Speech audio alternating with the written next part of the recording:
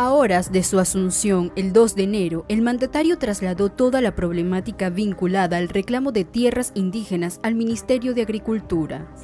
Desde enero hasta hoy, el gobierno dio licencia para que aterricen 262 nuevos pesticidas. Al mismo tiempo, Bolsonaro atacó al Fondo Amazonía, creado durante la época de Lula para promover políticas de protección a esta región, y recortó el presupuesto del FUNAI, encargado de la atención a la población indígena. Organizaciones ecologistas calculan que en los últimos 50 años, 20% de la Amazonía ha sido destruido, proceso que se ha acelerado con la llegada de Bolsonaro, decidido a abrir la región a empresas privadas en minería, turismo y agricultura, especialmente soja y palma.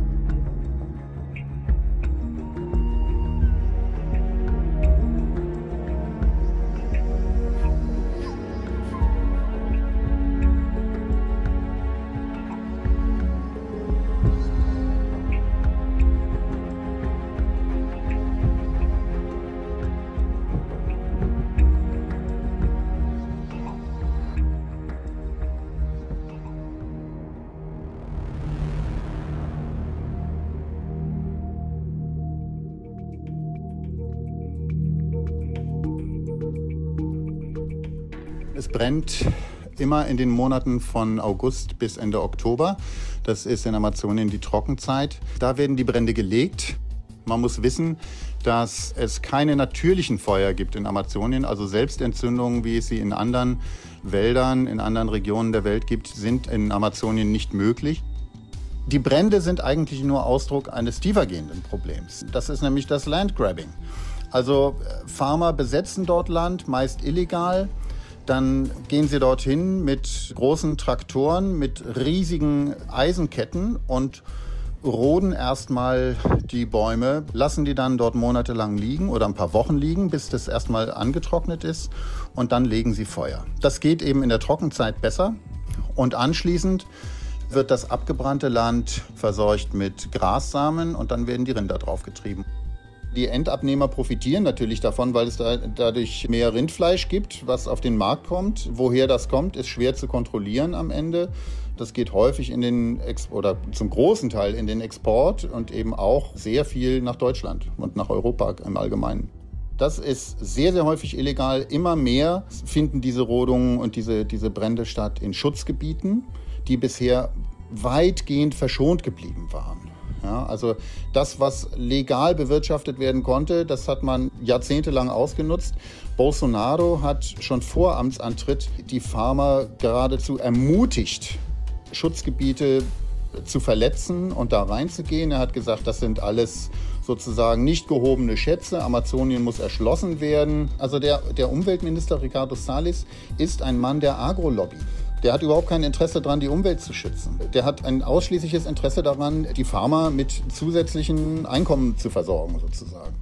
Bolsonaro will sich der Indigenen entledigen. Das hat er ziemlich deutlich auch vielfach gesagt, auch schon im Wahlkampf. Bolsonaro, ja, man muss das so klar sagen, er hasst die Indigenen. Sie sind ihm in seinen Augen ein Hindernis für den Fortschritt. Und sein Fortschrittsbild ist halt ein sehr koloniales. Das heißt, Bodenschätze ausbeuten und Holz verkaufen und Rinder drauf, und dann verdienen alle gutes Geld. Die Indigenen stehen unter enormem Druck. Sie werden angegriffen, sie werden erschossen, sie werden vertrieben. Neben den Bränden hat man natürlich auch das Problem jetzt wieder der Goldschürfer, die auch regelrecht ermuntert werden, in indigene Schutzgebiete vorzudringen und dort nach Gold zu schürfen. Das ist die nächste Katastrophe. Da wird dann wieder ganz viel Quecksilber produziert, was dann die Bevölkerung vergiftet, weil man es nicht abbauen kann. Das ist eine Katastrophe mit Ansage. Der Feuerring, der schließt sich ja von Süden her immer weiter um Amazonien rum. Erst holt man das Holz raus, dann brennt man das, was übrig ist, ab. Dann kommen die Rinder. Und wenn also das Gras für die Rinder sozusagen nicht mehr wächst, dann kommt das Soja hinterher mit sehr viel Chemie, häufig aus deutscher Produktion. Bayer macht wunderbare Geschäfte in Brasilien. Monsanto war schon immer ganz groß dort. Und ja, und dann kommt das Soja, und das Soja, das wird dann unter anderem in die EU exportiert. Innerhalb der EU sind wir Deutschen größter Einzelabnehmer für brasilianisches Soja, was fast immer genmanipuliertes Soja ist. Und das landet dann in deutschen Schweinemägen und deutschen Rindermägen. Deshalb ist es auch so wichtig, dass der Vertrag zwischen der EU und dem Mercosur so in dieser Form nicht unterzeichnet wird. Ich hoffe, dass auch die Bundesregierung darauf reagiert, denn schließlich sind wir in Deutschland diejenigen, die am meisten von diesem Soja importieren. Im Grunde müssten die Brasilianer ein Impeachment für Bolsonaro in die Wege leiten. Der Mann agiert permanent gegen Recht und Gesetz und die Verfassung.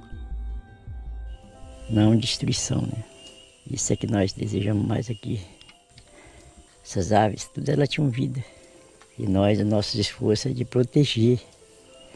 Se for preciso, para essa floresta, eu poderia derramar até a minha última gota de sangue.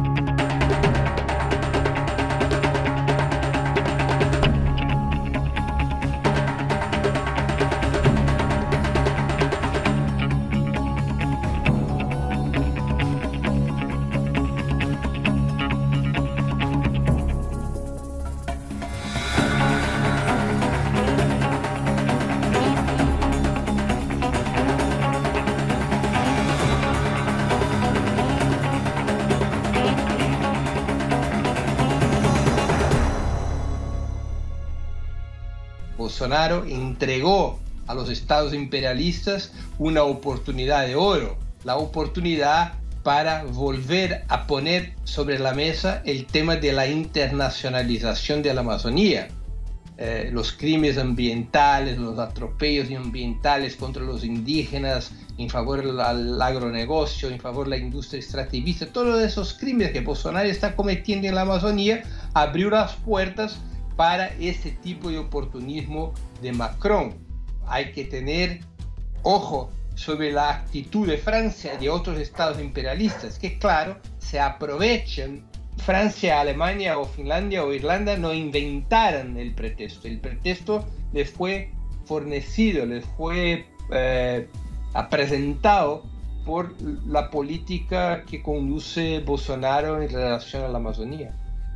Acusan el tema medioambiental, pero nosotros todos sabemos que por detrás de esas acusaciones está siempre un objetivo de internacionalización, de poner bajo su control directo o indirecto la Amazonía latinoamericana.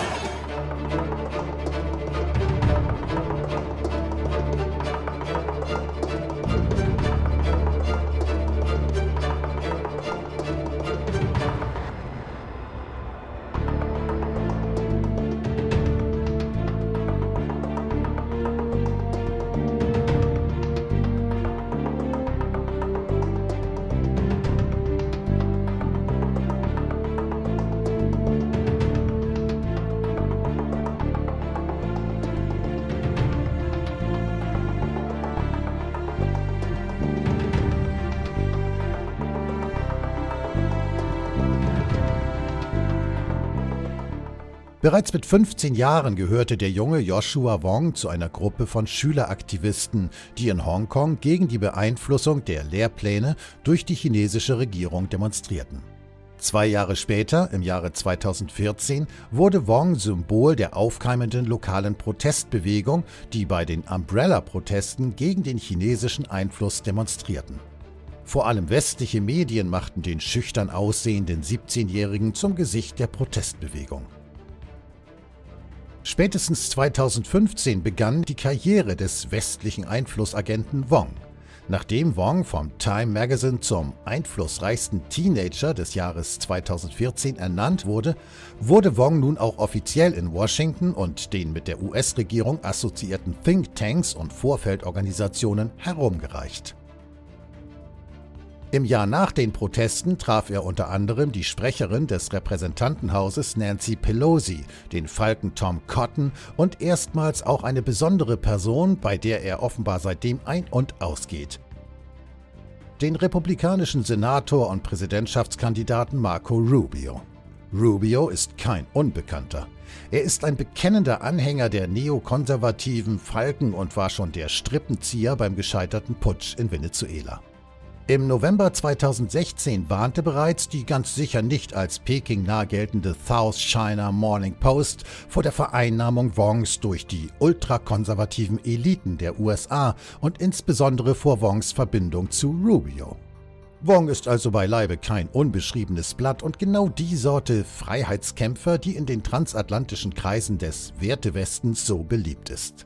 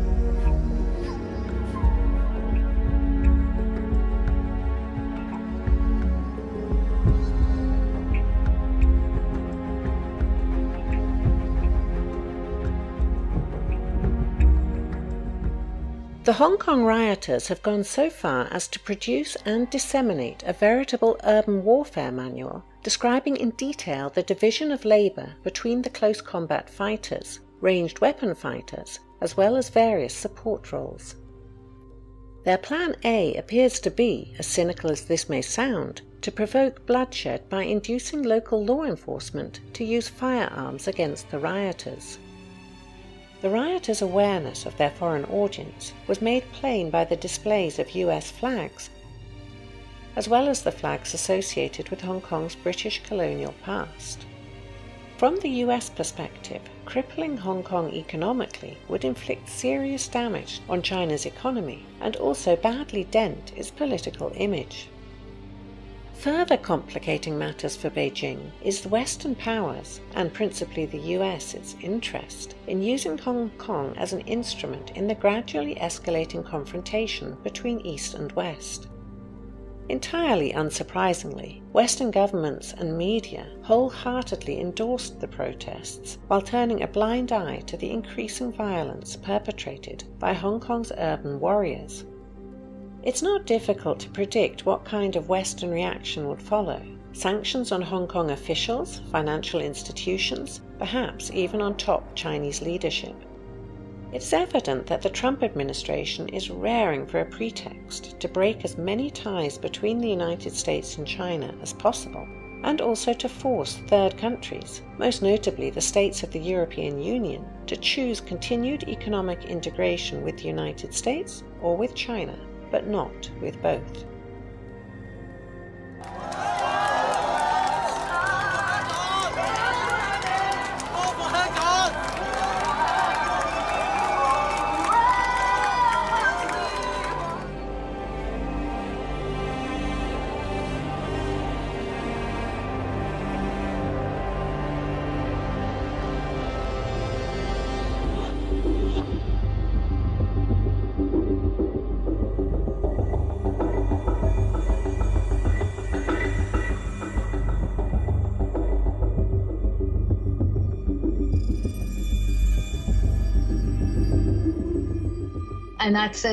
Hier sieht man, wer Joshua Wong und alle diese Demonstranten wirklich sind, wenn sie US-Flaggen tragen oder britische Flaggen, koloniale Flaggen.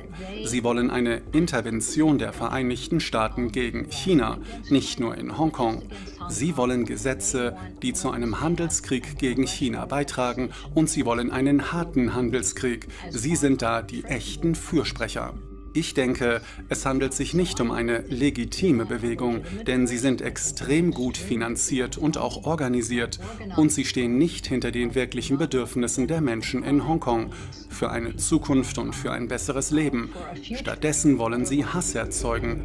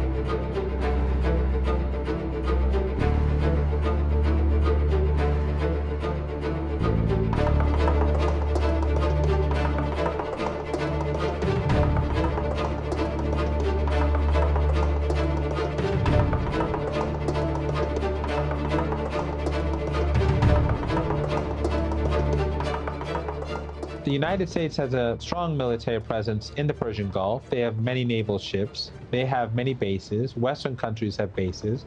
So it's very difficult to imagine that a host of Iranian missiles and drones flew over the Persian Gulf and then struck targets in Saudi Arabia without detection. Saudi Arabia has spent hundreds of billions of dollars on their military, and it's been focused on Iran. So all of their installations are alongside the Persian Gulf region and directed towards any potential so-called Iranian threat. So how could such a thing be that the Iranians would carry out such a massive strike, yet no one in the American or Saudi military is able to detect it?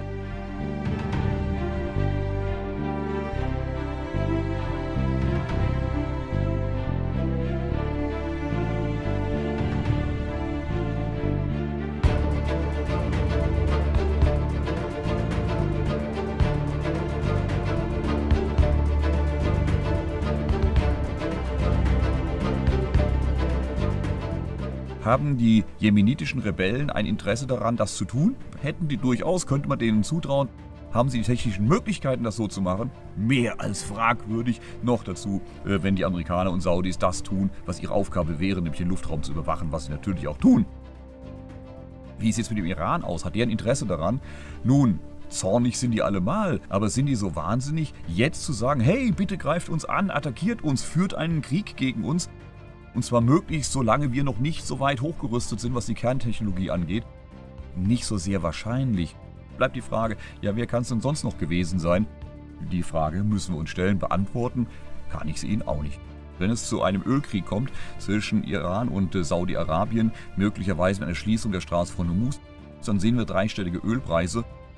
Dann lohnt sich auch amerikanisches Frackingöl. Dann lohnt sich das auch für alle, die außerhalb dieser Straße von Hormuz sind, ihr Öl loszuwerden. Also, das wirft mehr Fragen auf als Antworten, würde ich sagen.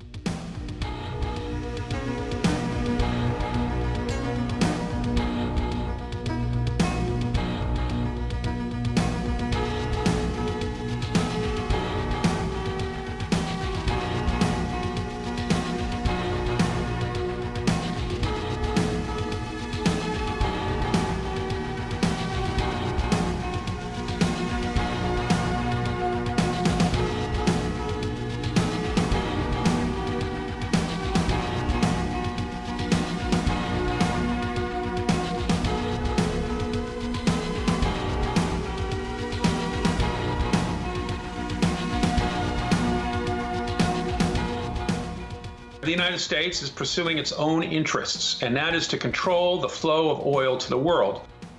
And that means providing oil to its friends and denying oil to its enemies. We've seen the United States embargo oil to countries like Syria, the sale of oil from Iran, Sudan, Libya, many other places. This is about the United States' control over the most important commodity in the world. Oil is not just a product. It is leverage over the international community. It's geostrategically important. Ever since World War II, the United States has wanted to control energy in the world. So the United States is very loath to leave the Gulf, even though it doesn't actually need the oil itself.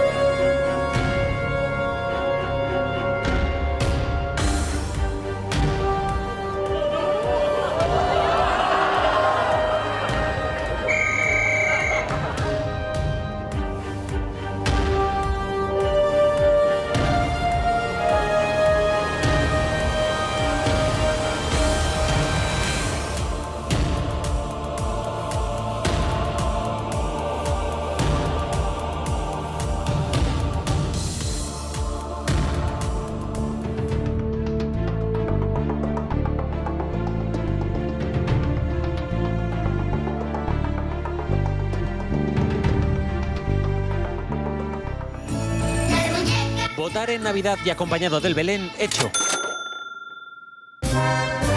Hacer campaña en Semana Santa y al volver de vacaciones, ir a votar también. Por si quieren pruebas de que lo poco agrada y lo mucho enfada, es qué opina la calle ante otras elecciones. Venga, por Dios, los políticos. Pues sí, otra campaña se acerca y aunque la tragedia va por barrios, menos mal que con humor en las redes. Que los españoles gritan ante el desastre está claro. Rozamos el ridículo. Elecciones en noviembre, elecciones en noviembre. ¿Qué? ¿Otra vez? ¡Qué estúpido país! España necesita estabilidad, moderación y un gobierno progresista. Eso... En fin, no se lo tomen tan a pecho, respiren, cuenten hasta 10. Para todo el pueblo español, elecciones.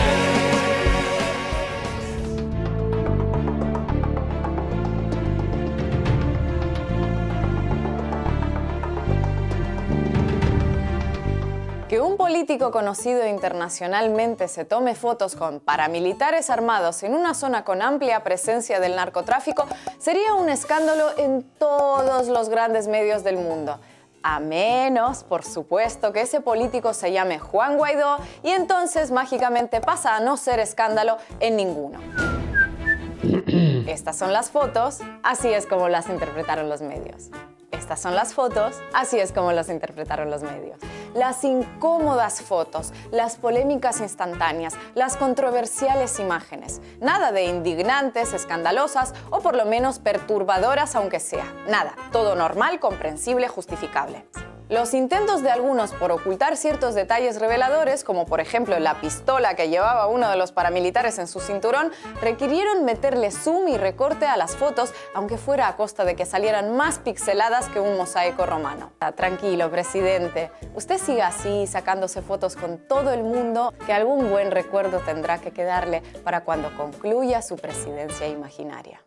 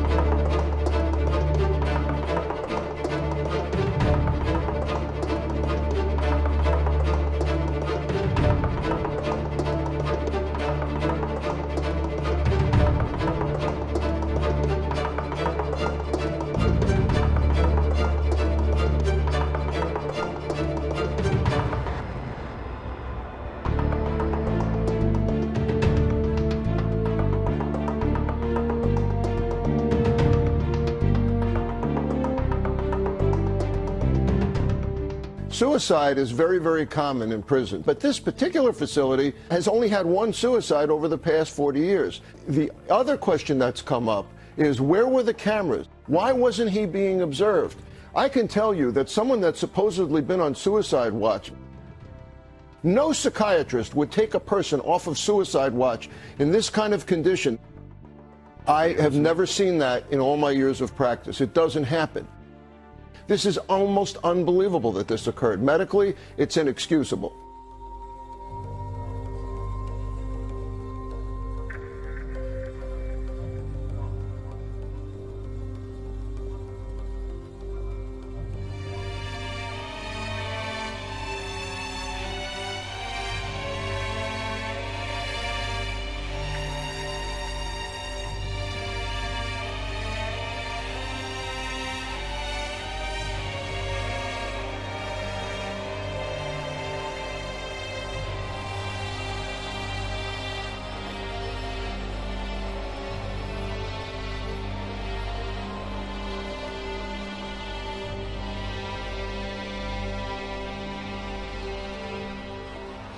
Attending exclusive parties, buying private islands, and living in lavish overseas mansions.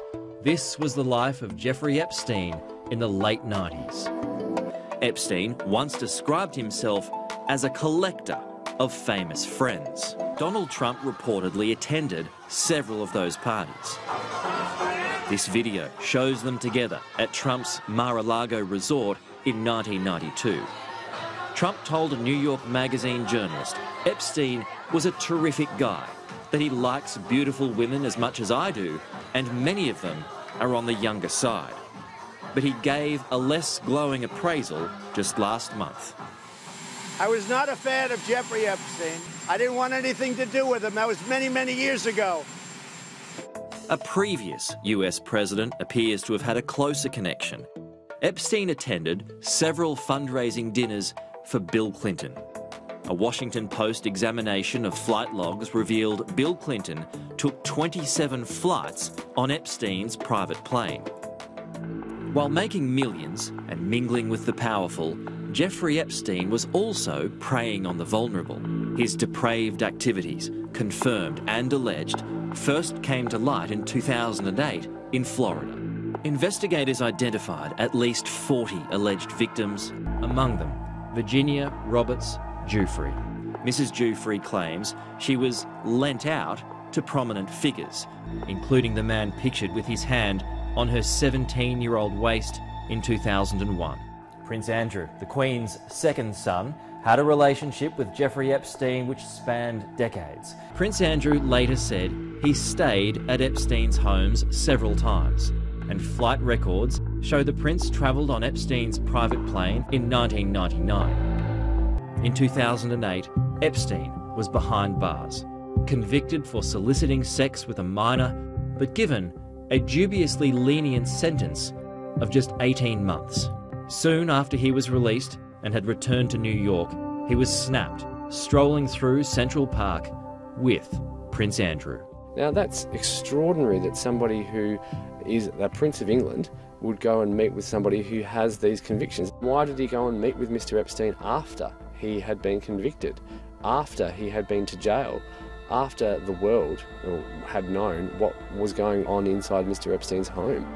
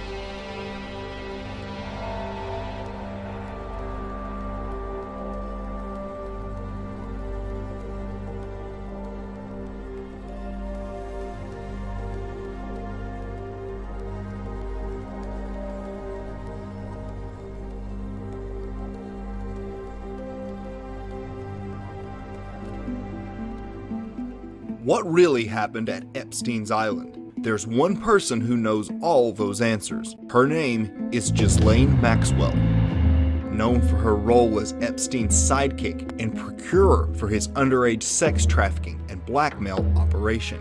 Her father, Robert Maxwell, was a British media magnate with ties to intelligence agencies such as Mossad and MI6.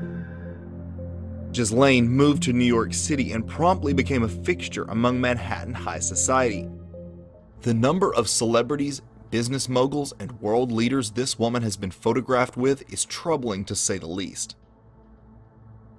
Epstein financed her lifestyle while she not only managed his household, but helped procure and arrange children for his empire. According to a Vanity Fair source, Ghislaine actually bragged about their blackmail scheme, saying that the entire island was bugged with surveillance equipment, and that she and Epstein were videotaping everyone for blackmail. Ghislaine obtained her helicopter license, and Epstein bought her a $4 million luxury helicopter. Ghislaine actually said the reason why she has a helicopter is so she could fly whoever she wants to Epstein's Island without anyone knowing. Researchers have also discovered that in addition to being a helicopter pilot, Ghislaine is also licensed to pilot submarines. Is it possible a submarine was used in Epstein's trafficking operations? Ghislaine was known for confiscating the foreign girls' passports so they couldn't leave the island. How many girls never made it off the island to tell their tales of abuse? We will never know.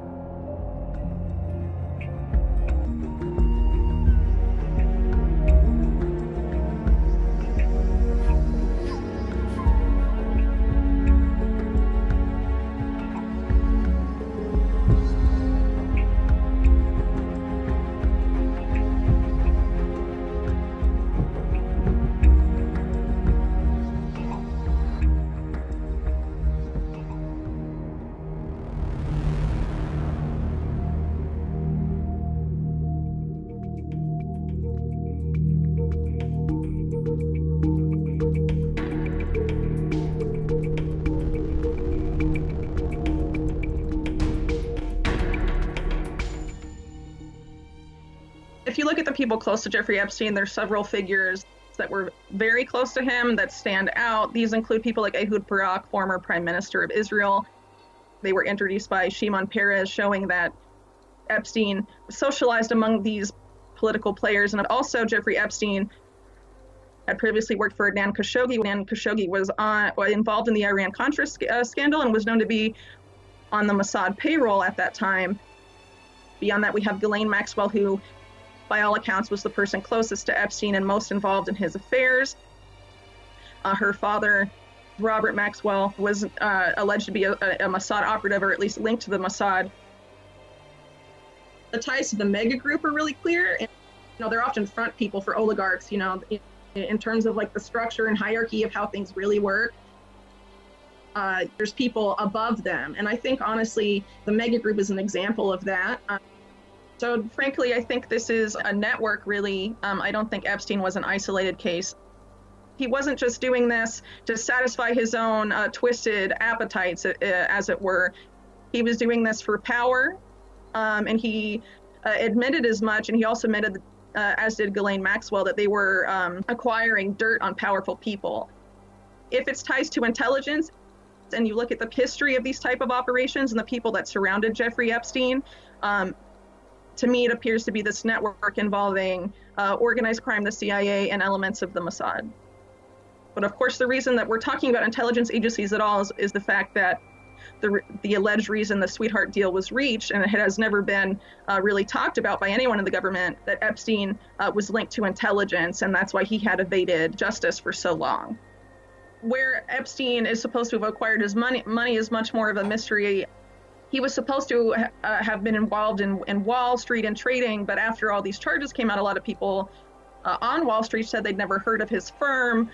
And of course, the townhouse and all of that was given to Epstein by Leslie Wexner. Wexner originally bought this house in 1989, and he never lived in it. But after he bought it, he spent millions of dollars decorating and refurbishing the home that was later occupied by Jeffrey Epstein. And one of the things that Wexner put in this house was a rather odd bathroom that visitors described as a James Bond-like bathroom, because it was lined with lead, assumably to prevent electronic surveillance. And if you open the cabinets in this bathroom, there was closed-circuit TV and recording devices and other things of that nature. So given what Epstein was known to have done in that New York residence and in other residences, it's quite interesting that he was given a house that had been fitted with this type of equipment in advance, and it was given to him for free, which to me suggests that he wasn't the billionaire that he was made out to be. It was more that he was given the appearance of having been a billionaire, and his money was coming from somewhere else. To me, it really shows that Epstein was carrying on an operation that he did not invent. This is something that did not begin and did not end with him. And he was just perpetuating this. And I think that's why it's really important to challenge some of the narratives that have come out around this case, that Epstein was solely responsible for all of this activity, and that he had deceived the billionaires who funded him, and that this is all to be blamed on a single man. I think if we do that, we're really doing his victims an injustice, because this is something much larger than Epstein.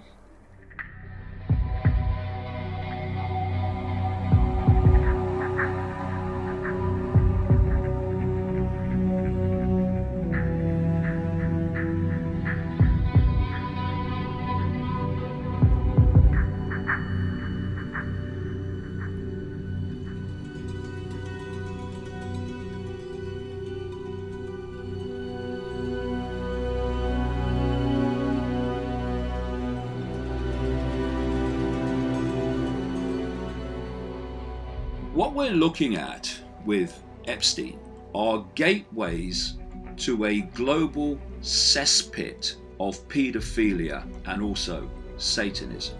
It involves some of the most powerful, rich, and famous people in the world.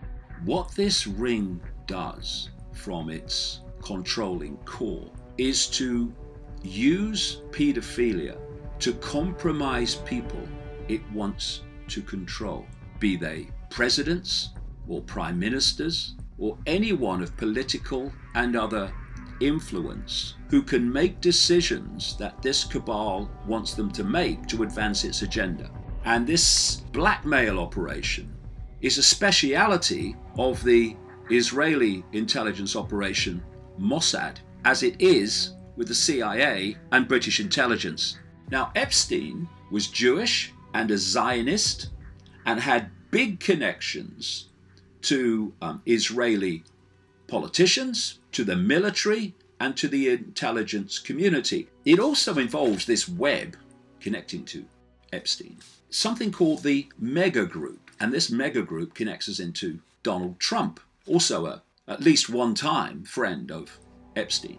When you work for the ring and serve the ring will watch your back until you become a danger to the ring because of your exposure. Then one of two things happens. You're either taken out or you disappear. You might disappear through a faked death and you live out your life under another identity. And there are some people who are saying that Epstein is not dead, that this whole thing was a hoax to get him out, and so he didn't have to appear in court and all the beans might be spilled on the rich and famous. Mossad, CIA, have a stunning history of taking out people who become a problem to them. This world is nothing like we think it is. We have a cabal that is psychopathic and satanic, that is dictating world events and is dictating your life in increasingly fine detail. And we need to open our minds to it very fast, because its agenda for humanity is horrific.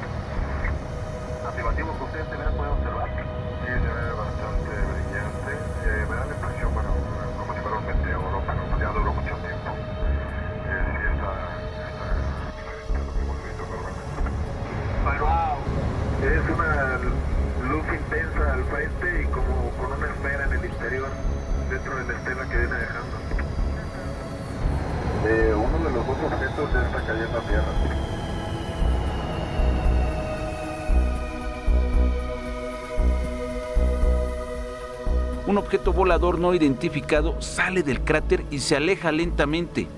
Asciende de forma vertical completamente.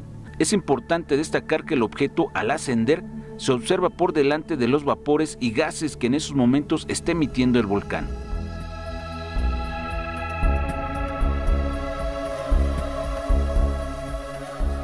Fue captado un video que expone la presencia de 6 objetos voladores no identificados que se mantenían estáticos sobre el horizonte en la campiña inglesa, el lugar donde desde hace décadas se reporta la presencia de extraordinarias formaciones en los campos de cultivo.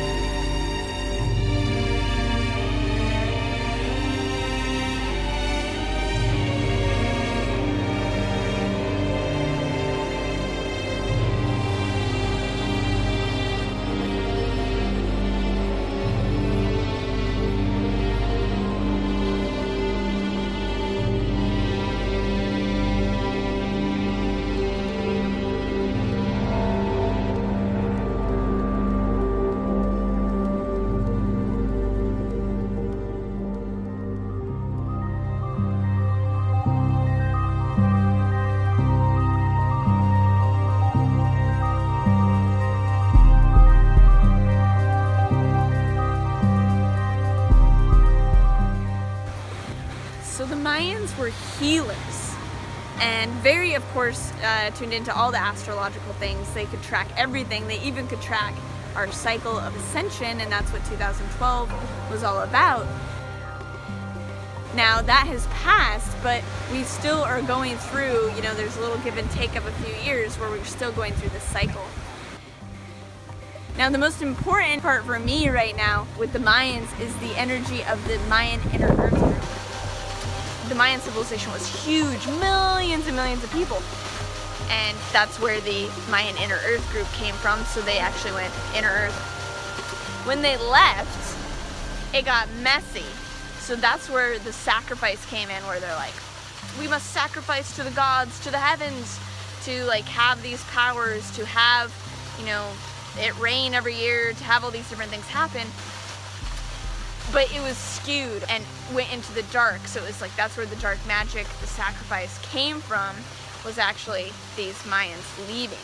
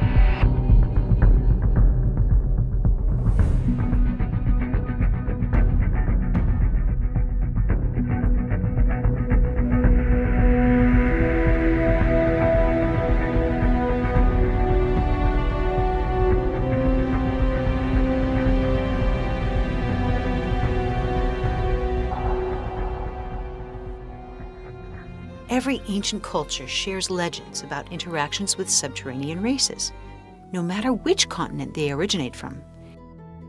They say inner Earth has water, oceans, and luminosity, and that it sustains not only plants and animals, but intelligent life. According to Tibetans, Shambhala is a physical place, but one that also has an ethereal nature, given its location inside this holistic, evolving planet. True Buddhists fervently believe in this subterranean empire, which they say has millions of inhabitants and many cities, including the capital, Shambhala, where a supreme ruler dwells. They believe that they've been there for thousands of years, sheltering humanity since the terrestrial cataclysms. Earth is a spherical, spacious planetary body with enormous, continent-sized caverns deep within it, and large entrances miles across at the North and South Pole. NASA's images and videos of poles are rare. They're hard to find. But when they are revealed, they often have cloud cover, ice cover, or questionable anomalies, like simply being blotted out. Stranger still, no planes or satellites are permitted to come within a certain distance of the poles. Well, in November 1968, a satellite photo of the North Pole was released. It showed a large polar opening in absence of cloud cover. Satellite images since then, showing serious anomalies, do raise questions, particularly the one from Russian space station Mir in 1987, showing light emanating in a very mysterious fashion. And then there are other NASA images of the planets: Venus, Jupiter, the various moons, all showing strange qualities or blotted out poles. Why do these images from space consistently have their poles concealed? Like this blotted one of Jupiter, where you can actually see light emanating from the center. No investigation of inner Earth is complete without the unique story relayed by the pioneering American aviator Admiral Richard Byrd Jr., one of the most highly decorated officers in military history, who led numerous expeditions to both poles. He fought for the Allies in both world wars and led 2 huge military expeditions to Antarctica following World War II. He called it the land of everlasting mystery and a vast new territory not on any map. He said it was an area as big as the U.S., never seen by a human being. He said that he traveled 1,700 miles on this journey. And he was so surprised when ice below gave way to lush green forests, lakes, rivers, and mountains. He noted that everything had unique and inexplicable color. And suddenly he realized in shock that there were some kind of space vehicles flying beside him. They escorted him, and he saw an entire city and was safely landed despite the fact he had no control over his plane. Once there, he was graciously greeted by civilians, and they called this place Agartha. He and his crew were then taken to meet what they were told was the ruler of Agartha. They were told they'd been allowed to enter, despite these invisible barriers, because of his high moral and ethical character. The ruler went on to say that ever since the U.S. had dropped atomic bombs on Hiroshima and Nagasaki, their race had been very concerned for human safety and the survival of the planet. And Byrd was asked to share this message and warning to civilization. In closing, Byrd said he briefed the Pentagon of his message, was interviewed intently by top security forces and a medical team, and ordered to remain silent in regard to all that he learned on behalf of humanity. 10 years later, he wrote a final entry. I must state that I have faithfully kept this matter secret, as directed all these years. I've done my duty towards the monstrous military-industrial complex, and those who are of darkness shall fall in its light, for I have seen that land beyond the pole, that center of the great unknown.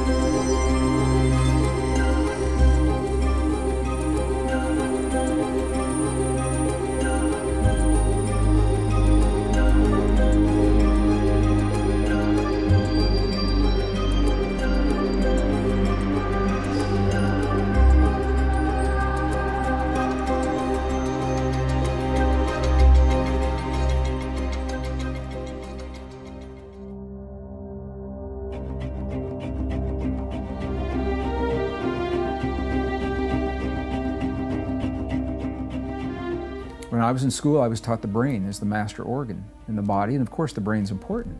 But now we know the brain receives the bulk of the instructions that tell the brain what to do come from the heart. And the heart creates those instructions based on our perception, how we feel about the world around us.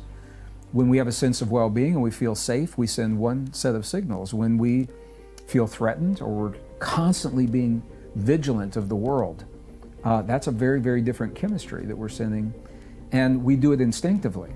There are techniques that allow us to very consciously harmonize the heart and the brain when we choose to do that. And when we do that, it opens the door to tremendous potentials, including super learning, super memory, longevity enzymes are awakened. So we know about these specialized cells, neurons in the heart. They think independently of the human brain. They feel independently. They remember independently. When we have experiences in life, we register those in these neurons in our body. If they're good experiences, it's not a problem. Rarely do we find someone who is stuck in joy. You don't hear people say, God, I've got so much joy in my life, can you help me out? So the joy isn't the problem, even though the joy is registered in those neurons as well. Candace Pert was the first medical doctor who linked human trauma and human emotion to these physical chemicals. They're called neuropeptides. So the word tells you the whole thing right there. Neuro is associated with the nervous system, and peptides, it's a chemical bond. When we have experiences in our lives, often at young ages, even in the womb before we're born, and we don't know how to resolve the trauma, so it's the unresolved trauma that becomes the problem. What happens is that our perceptions, our body, will create a chemistry that matches that trauma. And ideally, the chemistry wants to metabolize. It wants to move through the body, through the blood, and be metabolized through urine or perspiration, just the way other chemicals are.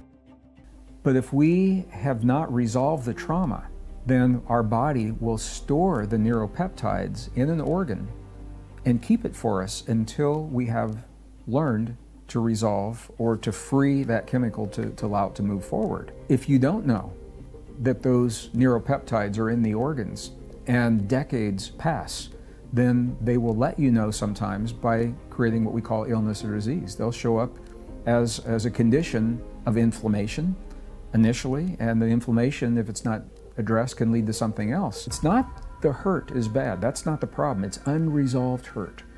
So the question is, when we have these deeply traumatic experiences, and we all have them in our lives, loss of loved ones, betrayal, when someone lies to us, or infidelity. I mean, these are the most intimate relationships is where we have the deepest hurts.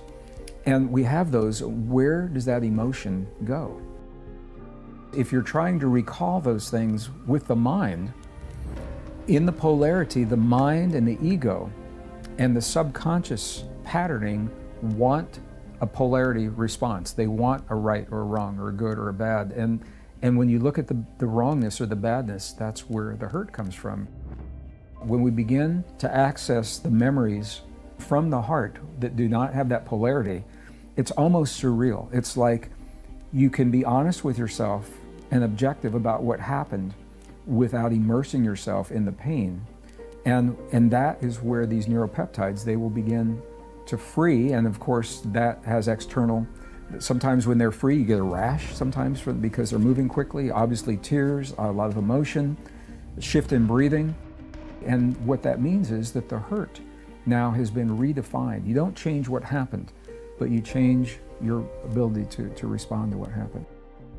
I believe that we have everything that we need to transcend any experience that can come to us in this world with our own medicine cabinet and our own chemistry that we have.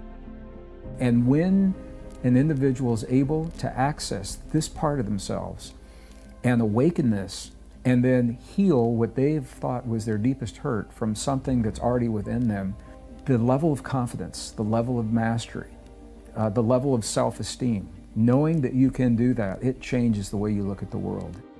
And it allows us to live and love much more freely without feeling a dependence on anything, that we need something to get us through this. And it changes the way we think about ourselves in life.